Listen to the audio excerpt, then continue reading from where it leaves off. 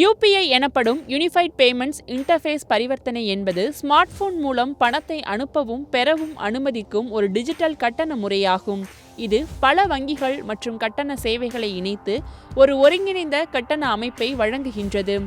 இப்போதெல்லாம் பணத்தின் பயன்பாடு மிகவும் குறைந்துவிட்டது. எங்கு பார்த்தாலும் மக்கள் ஒரு சிறிய மற்றும் பெரிய பரிவர்த்தனைகளுக்கும் டிஜிட்டல் மூலம் பணம் செலுத்துகின்றார்கள். தற்போது நாட்டில் தினமும் கோடிக்கணக்கான பரிவர்த்தனைகள் யுபிஐ மூலம் செய்கின்றன. அதாவது யுபிஐ கட்டணம் மூலம் பணம் ஒரு கணக்கிலிருந்து மற்றொரு கணக்கிற்கு நொடி பொழுதில் சென்றடைகின்றது. ஆனால் சில நேரங்களில் தவறான நபர்களின் கணக்குகளுக்கு பணத்தை மாற்றி அனுப்புகின்றோம். ஆகையால் பல சிக்கல்களை எதிர்கொள்ள வேண்டியிருக்கின்றது. ஆனால் தற்போது இந்த நிலைமை இல்லை.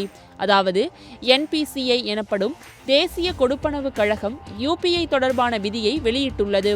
இதன்படி உங்கள் பணம் தவறான நபர்களுக்கு செல்லாது. அது எப்படி என்று கேட்கிறீர்களா?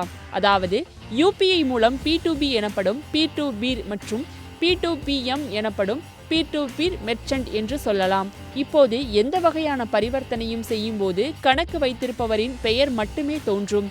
அது சிபிஎஸ் அதாவது கோர் பேங்கிங் சொல்யூஷன் பதிவு எனப்படும். அதாவது பணம் செலுத்தும் போது வங்கி கணக்கின் பதிவு செய்யப்பட்ட பெயரை காண்பீர்கள். அந்த நபரின் எண் உங்கள் தொலைபேசியில் வேறு பெயரில் சேமிக்கப்பட்டிருந்தாலும் கூட சில நேரங்களில் வெவ்வேறு பெயர்களை கொண்ட நபர்களால் குழப்பம் ஏற்படுகின்றது. இதனால் பணம் தவறான கணக்குகளுக்கு செல்கின்றன. ஆனால் தற்போது இந்த நிலைமை கிடையாது. இந்த புதிய விதி ஜூன் 30, 2025 முதல் அனைத்து யுபிஐ பயன்பாடுகளுக்கும் செயல்படுத்தப்படும். சரி, இந்த யுபிஐ மூலம் பணம் தவறான கணக்கிற்கு சென்றால் என்ன செய்வது என்பது பற்றி கேட்கிறீர்களா?